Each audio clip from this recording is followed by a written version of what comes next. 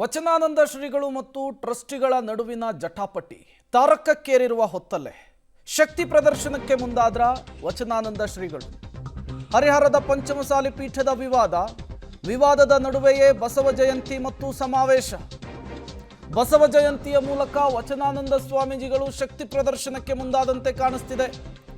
April 13ರಂದು ಮಠದಿಂದ ಉಚ್ಚಾಟನೆ ಆಗಿರ್ತಾರೆ ವಚನಾನಂದ ಶ್ರೀಗಳು. ಸದ್ಯ ಮಠದಲ್ಲಿಯೇ ವಾಸ್ತವ್ಯವನ್ನು ಕೂಡ ವಚನಾನಂದ ಶ್ರೀಗಳು ಹೂಡಿದ್ದಾರೆ. ಟ್ರಸ್ಟಿಗಳ ವಿರುದ್ಧ ಸಮರಕ್ಕೆ ವಚನಾನಂದ ಶ್ರೀಗಳು ವೇದಿಕೆಯನ್ನು ರೆಡಿ ಮಾಡಿಕೊಂಡಂತೆ ಕಾಣಿಸ್ತಾ ಇದೆ.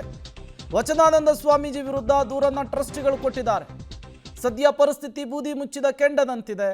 ಇದರ ನಡುವೆ ಸಮಾವೇಶ, ಬಸವ ಜಯಂತಿಯ ವಿಚಾರ, ಉರಿಯುವ ಬೆಂಕಿಗೆ ತುಪ್ಪವನ್ನು ಸುರಿಯುವ ಎಲ್ಲ ಲಕ್ಷಣಗಳು ಕೂಡ ಕಾಣಿಸ್ತಾ ಇದೆ. ಹಾಗಾಗಿ ಈ ಒಂದು ಸಮಾವೇಶ ಮುಂದಿನ ದಿನಗಳಲ್ಲಿ ಮಠದ ವಿಚಾರದಲ್ಲಾಗ್ತಾ ಇರುವಂತಹ ಜಟಾಪಟಿಯನ್ನು ಮತ್ತಷ್ಟು ತಾರಕಕ್ಕೇರೋ ಸಾಧ್ಯತೆ ಕೂಡ ಇದೆ.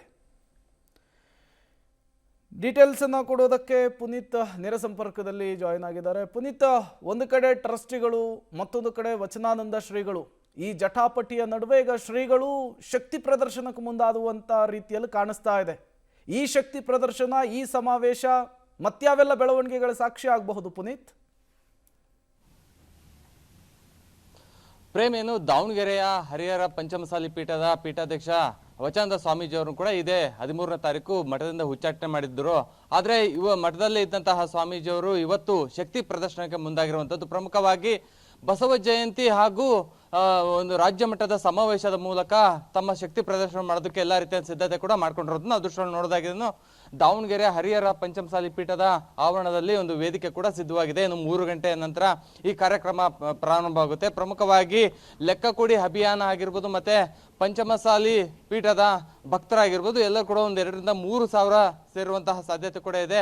ಪ್ರಮುಖವಾಗಿ ಈ ವಿಚಾರದಲ್ಲಿ ಅಂದ್ರೆ ಟ್ರಸ್ಟಿಗಳು ಕೂಡ ನಿನ್ನೆ ಒಂದು ಸುದ್ದಿಗೋಷ್ಠಿಯನ್ನು ಮಾಡಿ ನಾವು 27ನೇ ತಾರೀಕು ಅಂದ್ರೆ ಸೋಮವಾರ ನಾವು ಭಕ್ತರು ಕೇಳ್ತಿದ್ದಂತಹ ಲೆಕ್ಕವನ್ನು, ಮಠ ಯಾವಾಗ 2008ರಿಂದ ಹುಟ್ಟಿದೋ ಅಲ್ಲಿಂದ ಇಲ್ಲಿವರೆಗೂ ಕೂಡ ಏನೋ ಯಾವ ರೀತಿಯಾಗಿ ನಾವು ಹಣವನ್ನು ಬಳಕೆ ಮಾಡ್ಕೊಂಡಿದ್ದೀವಿ, ಯಾರ್ಯಾರು ಕೊಟ್ಟಿದ್ದಾರೆ ಅಂತ ಎಲ್ಲವೂ ಕೂಡ ಲೆಕ್ಕವನ್ನು ಕೂಡ ಕೊಡ್ತೀವಿ ಅನ್ನುವಂತಹ ಒಂದು ಮಾತನ್ನು ಕೂಡ ಹೇಳಿದ್ರು. ಅದೇ ರೀತಿಯಾಗಿ ಇವನು ವಚನಾನಂದ ಸ್ವಾಮೀಜಿಯವರು ಮಠದಿಂದ ಹೊರಗೆ ಹೋಗ್ಬೇಕು, ಯಾಕಂದ್ರೆ ಈಗಾಗಲೇ ಉಚ್ಚಾಟನೆ ಮಾಡಿದಂತಹ ಸ್ವಾಮೀಜಿಯವರು ಮಠದಲ್ಲಿರೋದು ಅಷ್ಟು ಯೋಗ್ಯತೆ ಅಲ್ಲ, ಮತ್ತೆ ಅವರು ಬಸವ ಜಯಂತಿ ಮಾಡೋದು ಕೂಡ ಅವರ ನೈತಿಕತೆ ಇಲ್ಲ ಅನ್ನುವಂಥ ನಿಟ್ಟಿನಲ್ಲಿ ಸಾಕಷ್ಟು ಒಂದು ಆರೋಪ ಕೂಡ ಈಗಾಗಲೇ SP ಹಾಗೂ DC ಅವರು ಕೂಡ ಒಂದು ಮನವಿಯನ್ನು ಕೂಡ ಮಾಡಿದ್ರು. ಇವತ್ತು 3 ಗಂಟೆ ನಂತರ ಒಂದು ಸಮಾವೇಶ ನಡೆಸಿದೆ. ಸಮಾವೇಶದಲ್ಲಿ ಶ್ರೀಗಳು ಒಂದು ತಮ್ಮ ಶಕ್ತಿ ಪ್ರದರ್ಶನ ಕೂಡ ಮಾಡ್ತಾ ಇರುವಂಥದ್ದು. ಅವರ ಭಕ್ತರು ಆಗಿರ್ಬೋದು, ಮತ್ತೆ ಮಾಜಿ ಸಚಿವ ಶಾಸಕರಾದಂತಹ HS ಶಿವಶಂಕರ್ ಆಗಿರ್ಬೋದು, ಮತ್ತೆ ಸೋಮಣ್ಣ ಬೇವಿನ ಮರದ ಆಗಿರ್ಬೋದು, ಸಾಕಷ್ಟು ಮುಖಂಡರು ಕೂಡ ಈ ಕಾರ್ಯಕ್ರಮದಲ್ಲಿ ಭಾಗಿಯಾಗ್ತಾರೆ. ಯಾವುದೇ ಕಾರಣಕ್ಕೂ ಕೂಡ ನಾವು ಮಠವನ್ನು ಬಿಟ್ಟು ಹೋಗೋದಿಲ್ಲ. ಯಾಕಂತ ಹೇಳಿದ್ರೆ ಪ್ರಮುಖವಾಗಿ ವೀರಶೈವ ಸಮಾಜದ ಪಂಚಮಸಾಲಿ ಲಿಂಗಾಯತ ಸಮುದಾಯ ಏನಿದೆ ಅದನ್ನ ಉನ್ನತಕ್ಕೆ ಏರಿಸುವಂತಹ ಕೆಲಸವನ್ನು ಕೂಡ ನಾವು ಮಾಡಿದ್ವಿ.